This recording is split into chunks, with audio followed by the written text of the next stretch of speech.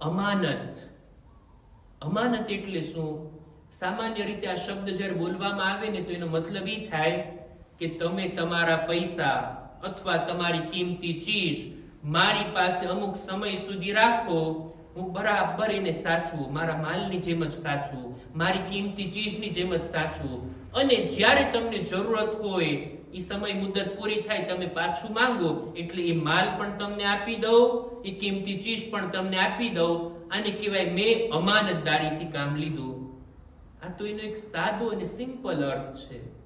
સામાન્ય રીતે મગજમાં ઈ જ આવતું હોય ને આપણને કે કોઈ ચીજ મારી પાસે મૂકી જાય, મારી જવાબદારી છે કે એને જાળવું, એને સાચવું, એને બરબાદ ના કરું, રજા વગર યુઝ પણ ના કરું, એને હું સાચવીને રાખું. એવું ના બને કે મેં એને મારા પર્સનલ યુઝમાં લીધી હોય, અથવા તો એને ખતમ કરી નાખી હોય, અથવા તો એને હું પોતાની મિલકિયતમાં લઈ લઉં અને હવે પાછું ના આપું. આને કહેવાય ખયાનત.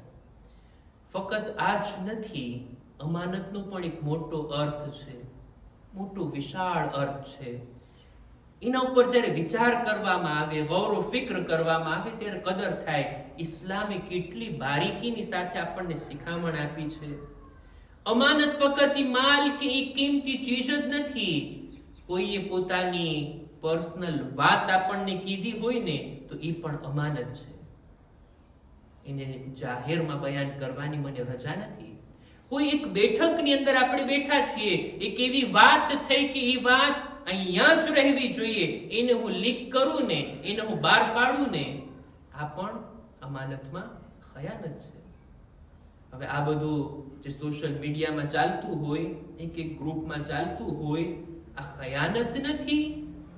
એમને ફોરવર્ડ કરતા જવા મેસેજને, એમને કોઈની વાતને તપાસ કર્યા વગર, જાણ્યા વગર ફેલાવતી રહેવી, આ ખયાનત નથી?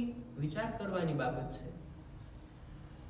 આ બધી વાતો પણ અમાનત છે. એ સિવાય પણ અમાનતને જો આ રીતના લેખે કે લોકોની કોઈ ચીજ, કોઈ એમનો માલ, એમની કિંમતી વાત, એમની ચીજ, એમના સિક્રેટ, આ બધું પણ અમાનત. અમાનતનો એક બીજો પણ અર્થ છે અને તે આ કે ખુદા તરફથી જે કંઈ આપણને મળ્યું છે ને એ પણ આપણા હાથમાં અમાનત છે. ખુદાએ આપણને ઉંમર આપી છે, 70-80 વર્ષ, 80-90 વર્ષ, જેટલા વર્ષ આપણે આ દુનિયામાં રહેશું, અને આટલા વર્ષ તો પસાર થઈ ગયા, ખબર નહીં કેટલા બાકી છે. આ અમાનત નથી? મારે એને ક્યાં યુઝ કરવાની છે? ખુદાએ આટલી બધી નેમતો આપણને આપી છે. કેટલી નેમતો! ગણવા બેસીએ જોઈએ ક્યારેક, ગણતા ગણતા થાકી જાશું પણ ખુદાની નેમતો પૂરી નહીં થાય. આવી સરસ તંદુરસ્તી ખુદાએ આપી, હાથ પગ આપણને ચાલે છે, બીમારીઓથી આપણે દૂર છીએ. શું આ અમાનત નથી? હું ક્યાં મારી તંદુરસ્તીને ખર્ચ કરું છું? જવાની જેવો પીરિયડ ખુદાએ આપ્યો છે, અમાનત નથી? ખુદાએ સારી નેક ઝૌજા આપણને આપી છે, શું આ અમાનત નથી?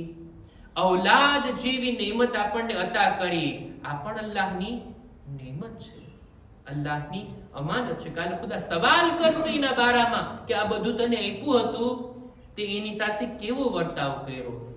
આટલું જ નહીં, આ દીન ઇસ્લામ જેવી નેમત ખુદાએ આપણને આપી. જો આજે આપણે મુસલમાન ના હોત, અહેલે બેતના ચાહવા વાળા ના હોત, તો અત્યારે આપણે ક્યાં હોત અને શું કરતા હોત? વિચાર કરીએ જોઈએ કેવી નેમત છે ખુદાની આપણા પાસે. આ અમાનત નથી? આ દીન કે જે આપણા સુધી પહોંચ્યો છે, આટલી કુરબાનીઓ બાદ મેં આ અમાનતને કેવી રીતના જાળવી? બધી ચીજો, આ કુરાની મજીદ હોય, અહેલે બેતની મોહબ્બત હોય, અહેલે બેતની હિદાયત હોય, દરેક ચીજો જે આપણી પાસે છે આ બધું અમાનત છે.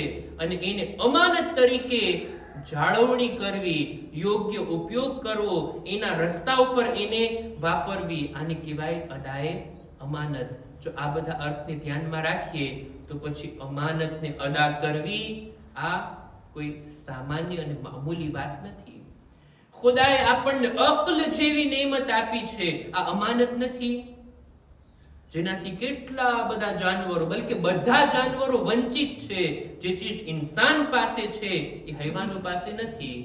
જો ઇન્સાન પણ આ અક્લને બરબાદ કરી નાખતો હોય તો પછી શું તફાવત રહ્યો ઇન્સાનમાં અને જાનવરમાં?